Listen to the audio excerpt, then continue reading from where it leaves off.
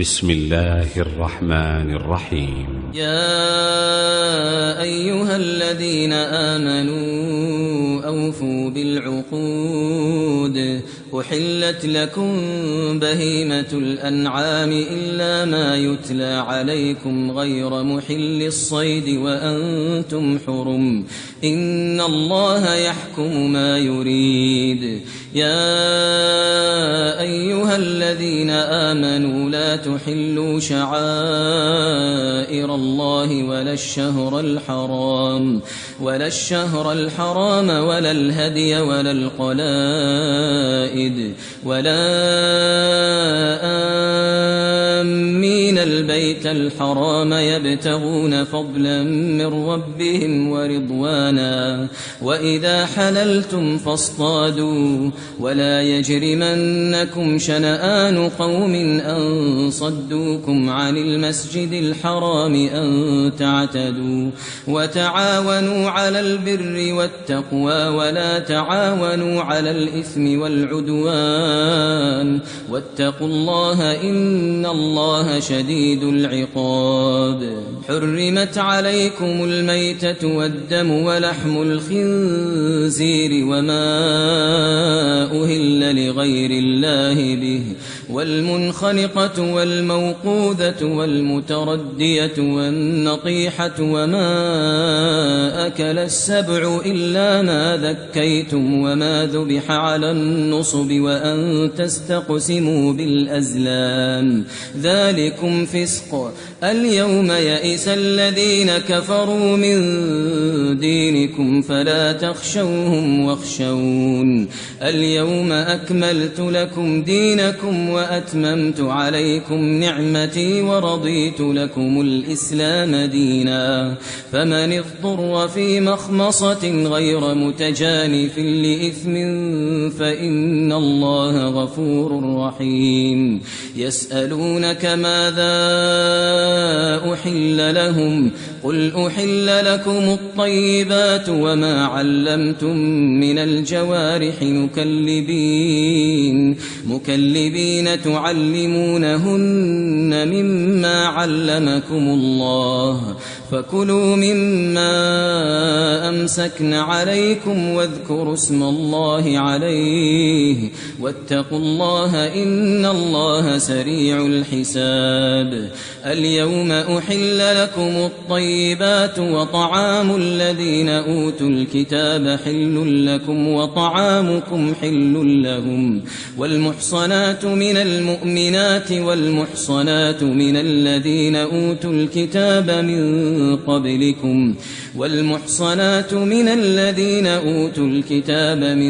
قبلكم إذا آتيتموهن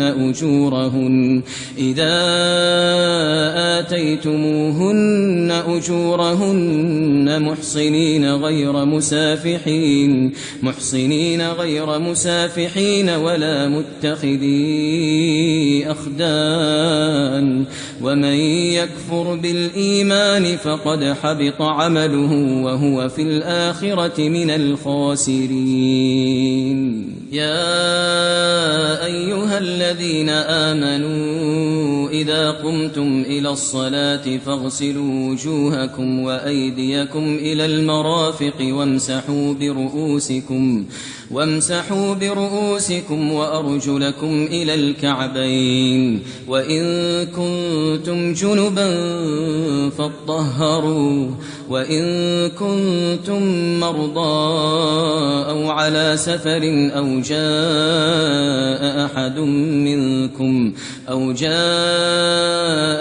منكم من الغائط أو لامستم النساء فلم تجدوا ماء فتيمموا صعيدا طيبا فامسحوا بوجوهكم وأيديكم منه ما يريد الله ليجعل عليكم من حرج ولكن يريد ليطهركم وليتم نعمته عليكم لعلكم تشكرون واذكروا نعمة الله عليكم وميثاقه الذي واثقكم به إذ قلتم سمعنا وأطعنا واتقوا الله إن الله عليم بذات الصدور. يا أيها الذين آمنوا كونوا قوامين لله شهداء بالقسط ولا يجرمنكم شنآن قوم على ألا تعدلوا اعدلوا هو أقرب للتقوى واتقوا الله إن الله خبير بما تعملون. وعد الله الذين آمنوا وعملوا الصالحات لهم مغفرة وأجر عظيم والذين كفروا وكذبوا بآياتنا أولئك أصحاب الجحيم. يا أيها الذين آمنوا اذكروا نعمة الله عليكم إذ هم قوم أن يبسطوا إليكم أيديهم فكف أيديهم عنكم واتقوا الله وعلى الله فليتوكل المؤمنون. ولقد أخذ الله ميثاق بني إسرائيل وبعثنا منهم 12 نقيبا وقال الله إني معكم لئن أقمتم الصلاة وآتيتم الزكاة وآمنتم برسلي وعزرتموهم وأقرضتم الله قرضا حسنا لأكفرن عنكم سيئاتكم ولأدخلنكم جنات تجري من تحتها الأنهار فمن كفر بعد ذلك منكم فقد ضل سواء السبيل. فبما نقضهم ميثاقهم لعناهم وجعلنا قلوبهم قاسية يحرفون الكلم عن مواضعه ونسوا حظا مما ذكروا به ولا تزال تطلع على خائنة منهم إلا قليلا منهم فاعف عنهم واصفح إن الله يحب المحسنين. ومن الذين قالوا إنا نصارى أخذنا ميثاقهم فنسوا حظا مما ذكروا به فأغرينا بينهم العداوة والبغضاء إلى يوم القيامة وسوف ينبئهم الله بما كانوا يصنعون. يا أهل الكتاب قد جاءكم رسولنا يبين لكم كثيرا مما كنتم تخفون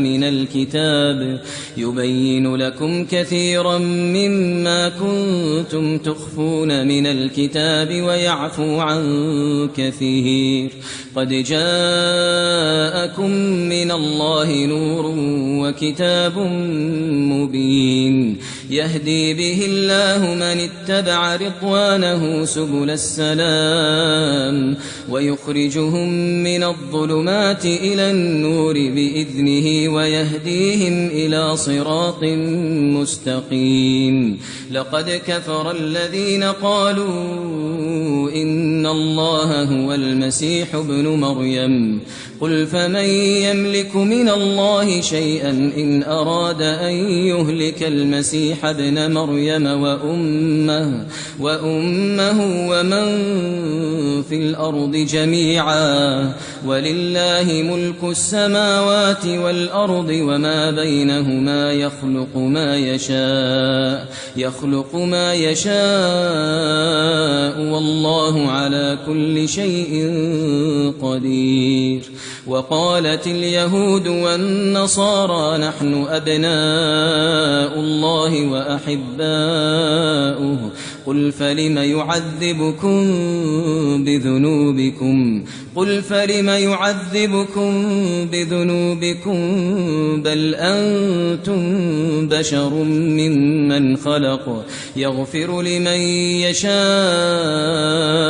ويعذب من يشاء ولله ملك السماوات والأرض وما بينهما وإليه المصير. يا أهل الكتاب قد جاءكم رسولنا يبين لكم على فترة من الرسل أن تقولوا ما جاءنا من بشير ولا نذير فقد جاءكم بشير ونذير والله على كل شيء قدير. وإذ قال موسى لقومه يا قوم اذكروا نعمة الله عليكم إذ جعل فيكم أنبياء وجعلكم ملوكا وآتاكم ما لم يؤت أحدا من العالمين. يا قوم ادخلوا الأرض المقدسة التي كتب الله لكم ولا ترتدوا على أدباركم فتنقلبوا خاسرين. قالوا يا موسى إن فيها قوما جبارين وإنا لن ندخلها حتى يخرجوا منها فإن يخرجوا منها فإنا داخلون. قال رجلان من الذين يخافون أنعم الله عليهم ادخلوا عليهم الباب فإذا دخلتموه فإنكم غالبون وعلى الله فتوكلوا إن كنتم مؤمنين. قالوا يا موسى إنا لن ندخلها أبدا ما داموا فيها فاذهب أنت وربك فقاتلا إنا هاهنا قاعدون. قال رب إني لا أملك إلا نفسي وأخي فافرق بيننا وبين القوم الفاسقين. قال فإنها محرمة عليهم 40 سنة يتيهون في الأرض فلا تأس على القوم الفاسقين. واتل عليهم نبأ ابني آدم بالحق إذ قربا قربانا فتقبل من أحدهما ولم يتقبل من الآخر قال لأقتلنك قال إنما يتقبل الله من المتقين. لئن بسطت إلي يدك لتقتلني ما أنا بباسط يدي إليك لأقتلك إني أخاف الله رب العالمين. إني أريد أن تبوء بإثمي وإثمك فتكون من أصحاب النار وذلك جزاء الظالمين. إني أريد أن تبوء بإثمي وإثمك فتكون من أصحاب النار وذلك جزاء الظالمين. فطوعت له نفسه قتل أخيه فقتله فأصبح من الخاسرين. فبعث الله غرابا يبحث في الأرض ليريه كيف يواري سوءة أخيه.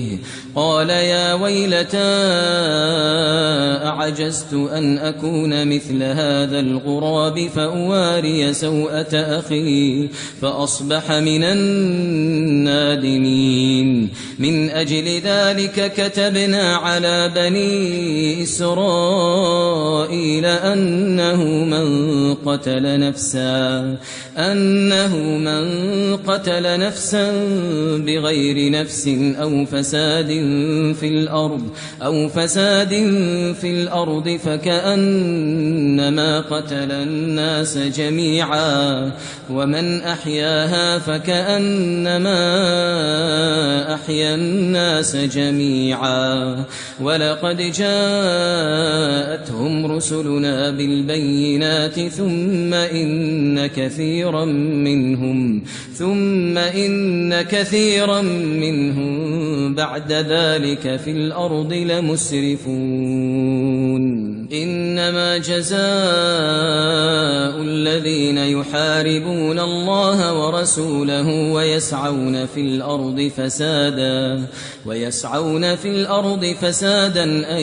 يقتلوا أو يصلبوا أو تقطع أيديهم وأرجلهم من خلاف أو ينفوا من الأرض ذلك لهم خزي في الدنيا ولهم في الآخرة عذاب عظيم. إلا الذين تابوا من قبل أن تقدروا عليهم فاعلموا أن الله غفور رحيم. يا أيها الذين آمنوا اتقوا الله وابتغوا إليه الوسيلة وجاهدوا في سبيله لعلكم تفلحون. إن الذين كفروا لو أن لهم ما في الأرض جميعا ومثله معه ليفتدوا به من عذاب يوم القيامة ما تقبل منهم ولهم عذاب أليم. يريدون أن يخرجوا من النار وما هم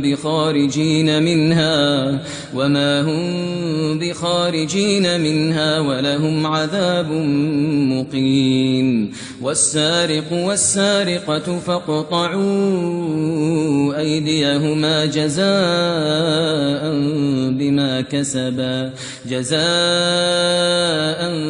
بما كسبا نكالا من الله والله عزيز حكيم. فمن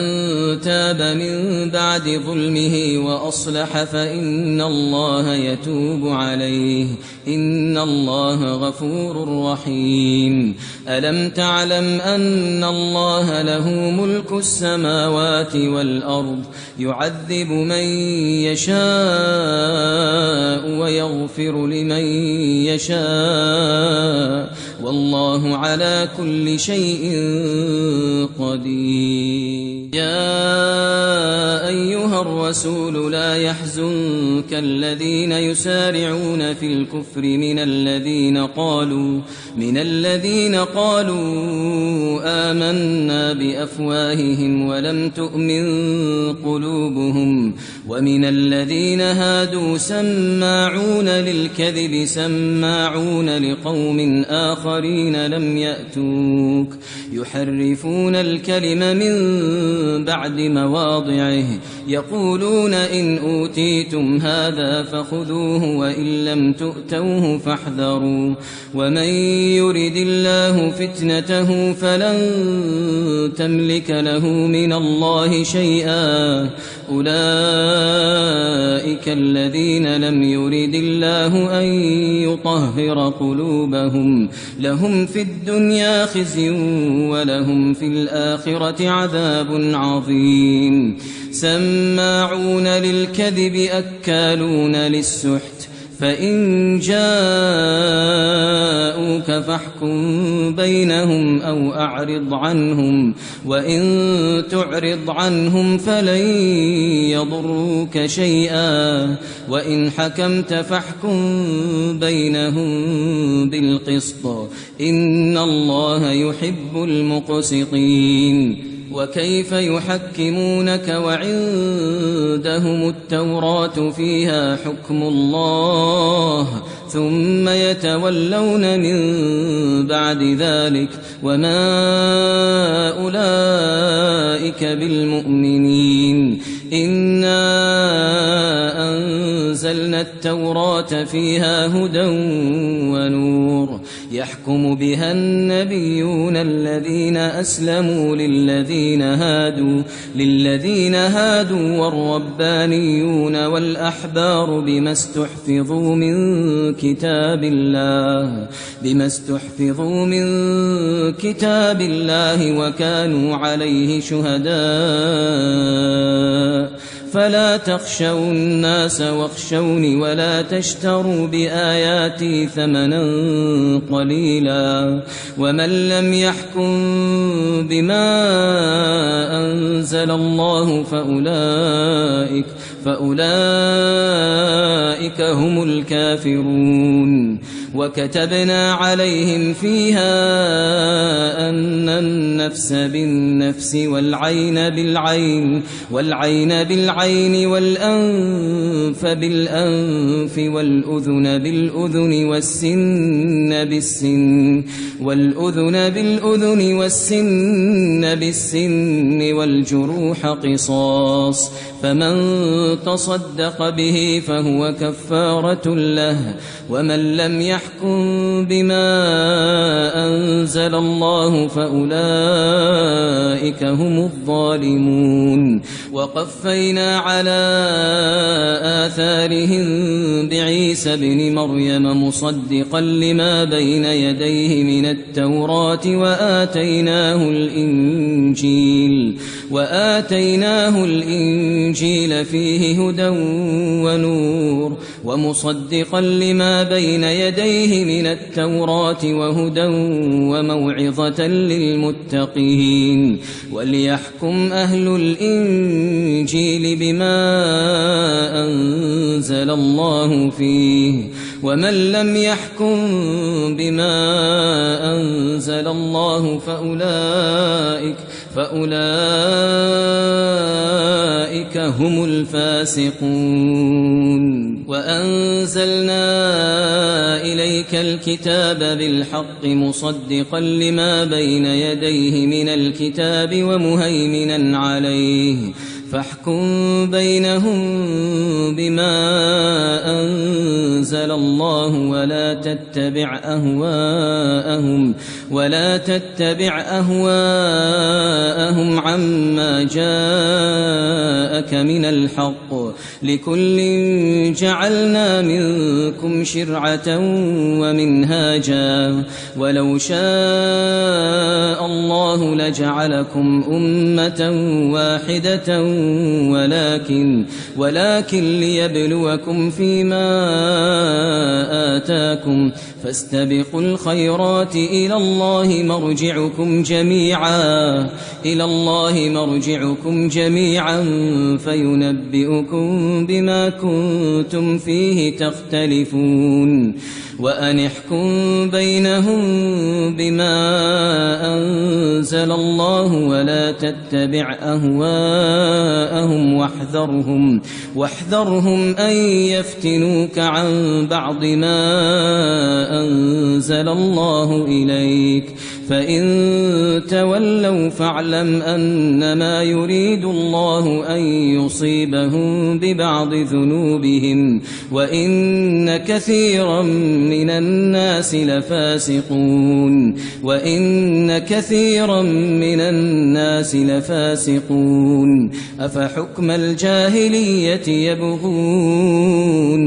أفحكم الجاهلية يبغون ومن أحسن من الله حكما لقوم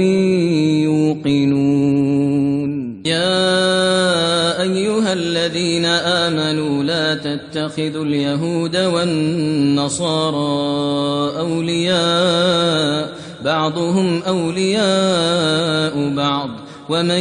يتولهم منكم فإنه منهم إن الله لا يهدي القوم الظالمين فترى الذين في قلوبهم مرض يسارعون فيهم يقولون نخشى أن تصيبنا دائرة فعسى الله أن يأتي بالفتح أو أمر من عنده فيصبحوا على ما أسروا في أنفسهم نادمين ويقول الذين آمنوا أهؤلاء الذين أقسموا بالله جهد أيمانهم إنهم لمعكم حبطت أعمالهم فأصبحوا خاسرين يا أيها الذين آمنوا من يرتد منكم عن دينه فسوف يأتي الله بقوم يحبهم ويحبونه أذلة على المؤمنين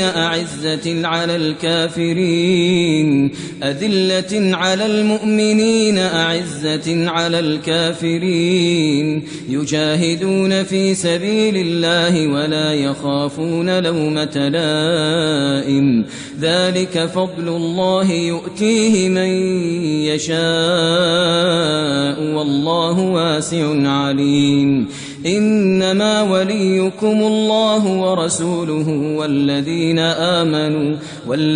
آمنوا الذين يقيمون الصلاة ويؤتون الزكاة وهم راكعون ومن يتولى الله ورسوله والذين آمنوا فإن حزب الله هم الغالبون يا أيها الذين آمنوا لا تتخذوا الذين اتخذوا دينكم هزوا ولعبا من الذين أوتوا الكتاب من قبلكم والكفار أولياء واتقوا الله إن كنتم مؤمنين وإذا ناديتم إلى الصلاة اتخذوها هزوا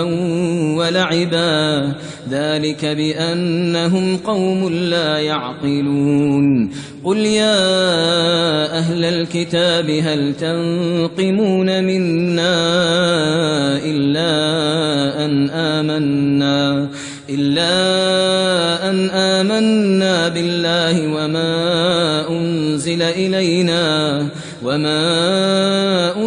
إلينا وما أنزل من قبل وأن أكثركم فاسقون قل هل أنبئكم بشر من ذلك مثوبة عند الله من لعنه الله وغضب عليه وجعل منهم القردة والخنازير وعبد الطاغوت أولئك شر مكانا وأضل عن سواء السبيل وإذا جاءوكم قالوا آمنا وقد دخلوا بالكفر وهم قد خرجوا به والله أعلم بما كانوا يكتمون وترى كثيرا منهم يسارعون في الإثم والعدوان وأكلهم السحت لبئس ما كانوا يعملون لولا ينهاهم الربانيون والأحبار عن قولهم الإثم وأكلهم السحت لبئس ما كانوا يصنعون وقالت اليهود يد الله مغلولة غلت أيديهم ولعنوا بما قالوا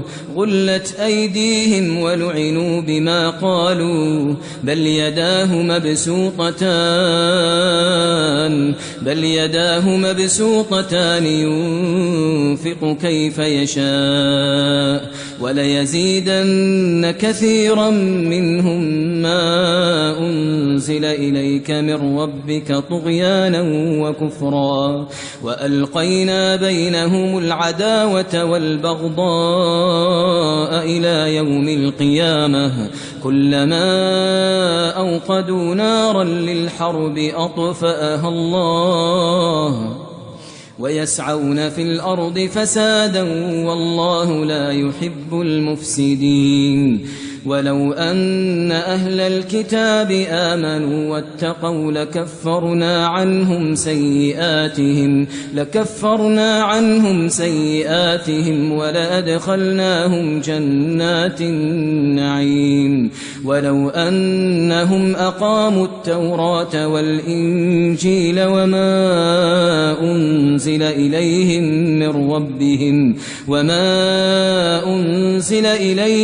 من ربهم لأكلوا من فوقهم ومن تحت أرجلهم منهم أمة مقتصدة وكثير منهم ساء ما يعملون يا أيها الرسول بلغ ما أنزل إليك من ربك وإن لم تفعل فما بلغت رسالته والله يعصمك من الناس إن الله لا يهدي القوم الكافرين قل يا أهل الكتاب لستم على شيء حتى تقيموا التوراة والإنجيل وما أنزل إليكم من ربكم وليزيدن كثيرا منهم ما أنزل إليك من ربك طغيانا وكفرا فلا تأس على القوم الكافرين إن الذين آمنوا والذين هادوا والصابئون والنصارى من آمن بالله واليوم الآخر وعمل صالحا فلا خوف عليهم ولا هم يحزنون لقد أخذنا ميثاق بني إسرائيل وأرسلنا إليهم رسلا كلما جاءهم رسول بما لا تهوى أنفسهم فريقا كذبوا وفريقا يقتلون وحسبوا ألا تكون فتنة فعموا وصموا ثم عموا وصموا كثير منهم والله بصير بما يعملون لقد كفر الذين قالوا إن الله هو المسيح ابن مريم وقال المسيح يا بني إسرائيل اعبدوا الله ربي وربكم إنه من يشرك بالله فقد حرم الله عليه الجنة ومأواه النار وما للظالمين من أنصار لقد كفر الذين قالوا إن الله ثالث ثلاثة وما من إله إلا إله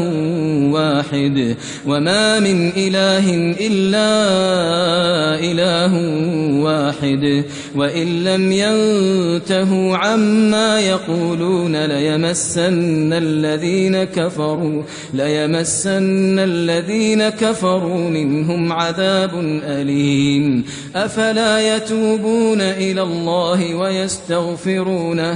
أفلا يتوبون إلى الله ويستغفرونه والله غفور رحيم أفلا يتوبون إلى الله ويستغفرونه والله غفور رحيم ما المسيح ابن مريم إلا رسول قد خلت من قبله الرسل الرسل وأمه صديقة كانا يأكلان الطعام انظر كيف نبين لهم الآيات انظر كيف نبين لهم الآيات ثم انظر أنا يؤفكون قل أتعبدون من دون الله ما لا يملك لكم ضرا ولا نفعا قل أتعبدون من دون الله ما لا يملك لكم ضرا ولا نفعا والله هو السميع العليم قل يا أهل الكتاب لا تغلوا في دينكم غير الحق ولا تتبعوا أهواء قوم قد ضلوا من قبل وأضلوا كثيرا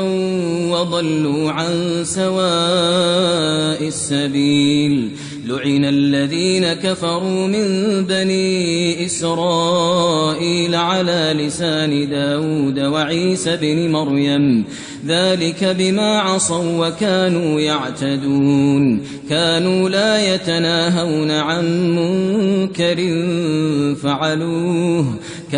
لا يتناهون عن منكر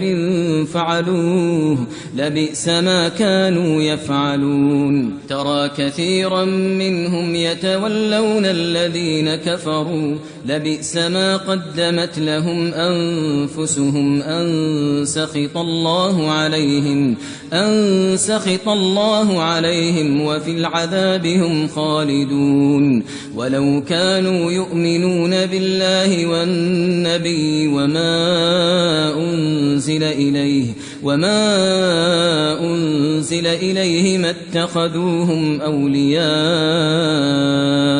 ما اتخذوهم أولياء ولكن كثيرا منهم فاسقون لتجدن أشد الناس عداوة للذين آمنوا اليهود والذين أشركوا ولتجدن أقربهم مودة للذين آمنوا الذين قالوا إنا نصارى ذلك بأن منهم قسيسين ورهبانا وأنهم لا يستكبرون وإذا سمعوا ما أنزل إلى الرسول ترى أعينهم تفيض من الدمع مما عرفوا من الحق يقولون ربنا آمنا فاكتبنا مع الشاهدين وما لنا لا نؤمن بالله وما جاءنا من الحق ونطمع أن يدخلنا ربنا مع القوم الصالحين فأثابهم الله بما قالوا جنات تجري من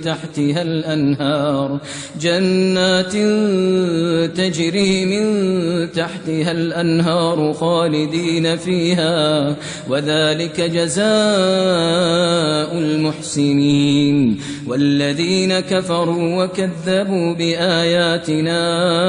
أولئك أصحاب الجحيم يا أيها الذين آمنوا لا تحرموا طيبات ما أحل الله لكم ولا تعتدوا إن الله لا يحب المعتدين وكلوا مما رزقكم الله حلالا طيبا واتقوا الله الذي أنتم به مؤمنون لا يؤاخذكم الله باللغو في أيمانكم ولكن يؤاخذكم بما عقدتم الأيمان فكفارته إطعام 10 مساكين من أوسط ما تطعمون أهليكم أو كسوتهم أو تحرير رقبة فمن لم يجد فصيام 3 أيام ذلك كفارة أيمانكم إذا حلفتم واحفظوا أيمانكم كذلك يبين الله لكم آياته لعلكم تشكرون يا أيها الذين آمنوا إنما الخمر والميسر والأنصاب والأزلام رجس من عمل الشيطان فاجتنبوه لعلكم تفلحون إنما يريد الشيطان أن يوقع بينكم العداوة والبغضاء في الخمر والميسر ويصدكم عن ذكر الله وعن الصلاة فهل أنتم منتهون وأطيعوا الله وأطيعوا الرسول واحذروا فإن توليتم فاعلموا أنما على رسولنا البلاغ المبين ليس على الذين آمنوا وعملوا الصالحات جناح فيما طعموا إذا ما اتقوا وآمنوا وعملوا الصالحات ثم اتقوا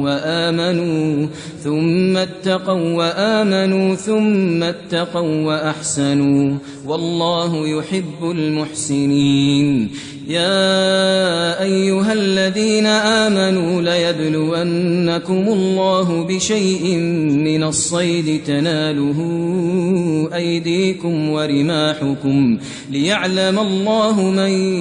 يخافه بالغيب فمن اعتدى بعد ذلك فله عذاب أليم يا أيها الذين آمنوا لا تقتلوا الصيد وأنتم حرم ومن قتله منكم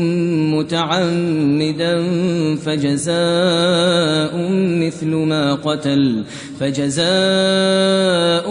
مثل ما قتل من النعم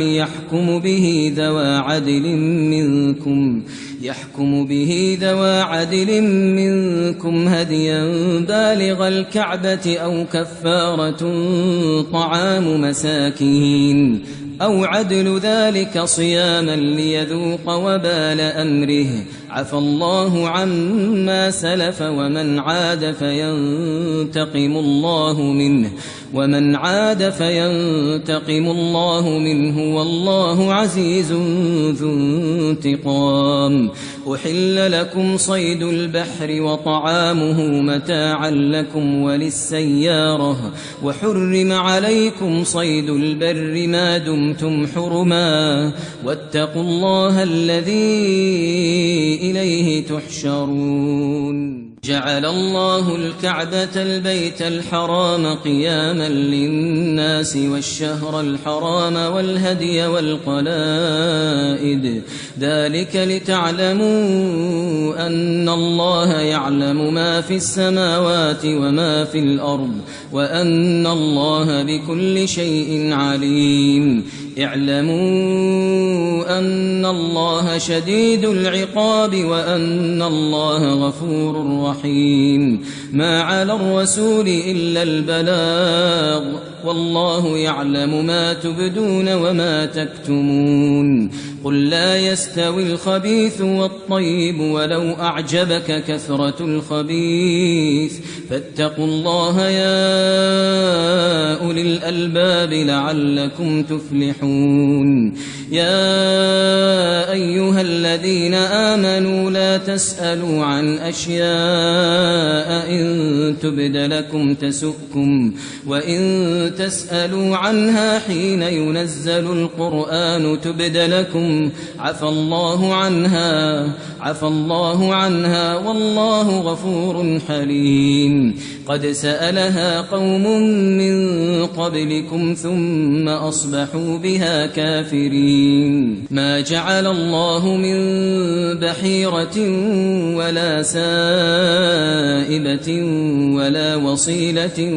ولا حام ولكن الذين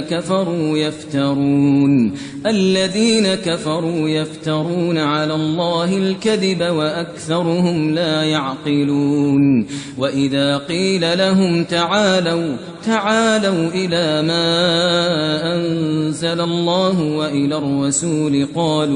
قالوا حسبنا ما وجدنا عليه آباءنا أولو كان آباؤهم لا يعلمون شيئا ولا يهتدون يا أيها الذين آمنوا عليكم أنفسكم لا يضركم من ضل إذا اهتديتم إلى الله مرجعكم جميعا فينبئكم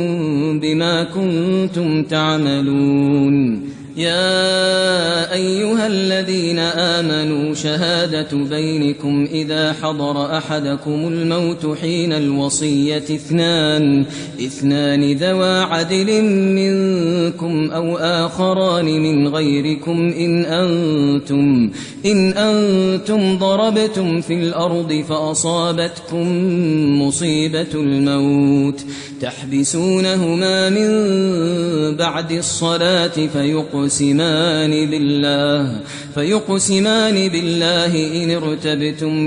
فيقسمان بالله إن ارتبتم لا نشتري به ثمنا ولو كان ذا قربى ولا نكتم شهادة الله إنا إذا لمن الآثمين فإن عثر على أنهما استحقا إثما فآخران يقومان مقامهما من الذين استحق عليهم الأوليان فيقسمان بالله لشهادتنا أحق من شهادتهما وما اعتدينا إنا إذا لمن الظالمين ذلك أدنى أن يأتوا بالشهادة على وجهها أو يخافوا أن ترد أيمان بعد أيمانهم واتقوا الله واسمعوا والله لا يهدي القوم الفاسقين يوم يجمع الله الرسل فيقول ماذا أجبتم قالوا لا علم لنا إنك أنت علام الغيوب إذ قال الله يا عيسى ابن مريم اذكر نعمتي عليك وعلى والدتك إذ أيدتك بروح القدس تكلم الناس في المهد وكهلا وإذ علمتك الكتاب والحكمة والتوراة والإنجيل وإذ تخلق من الطين كهيئة الطير بإذني فتنفخ فيها فتكون طيرا بإذني وتبرئ الأكمه والأبرص بإذني وإذ تخرج الموتى بإذني وإذ كففت بني إسرائيل عنك إذ جئتهم بالبينات فقال الذين كفروا منهم إن هذا إلا سحر مبين وإذ أوحيت إلى الحواريين أن آمنوا بي وبرسولي قالوا آمنا واشهد بأننا مسلمون إذ قال الحواريون يا عيسى ابن مريم هل يستطيع ربك أن ينزل علينا مائدة من السماء قال اتقوا الله إن كنتم مؤمنين قالوا نريد أن نأكل منها وتطمئن قلوبنا ونعلم أن قد صدقتنا ونكون عليها من الشاهدين قال عيسى ابن مريم اللهم ربنا أنزل علينا مائدة من السماء تكون لنا عيدا لأولنا وآخرنا وآية منك وارزقنا وأنت خير الرازقين. قال الله إني منزلها عليكم فمن يكفر بعد منكم فإني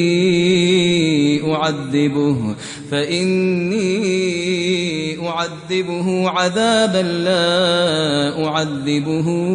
أحدا من العالمين. وإذ قال الله يا عيسى ابن مريم أأنت قلت للناس اتخذوني وأمي إلهين من دون الله قال سبحانك ما يكون لي أن أقول ما ليس لي بحق إن كنت قلته فقد علمته تعلم ما في نفسي ولا أعلم ما في نفسك إنك أنت علام الغيوب. ما قلت لهم إلا ما أمرتني به أن اعبدوا الله ربي وربكم وكنت عليهم شهيدا ما دمت فيهم فلما توفيتني كنت أنت الرقيب عليهم وأنت على كل شيء شهيد. إن تعذبهم فإنهم عبادك وإن تغفر لهم فإنك أنت العزيز الحكيم. قال الله هذا يوم ينفع الصادقين صدقهم لهم جنات تجري من تحتها الأنهار خالدين فيها أبدا رضي الله عنهم ورضوا عنه ذلك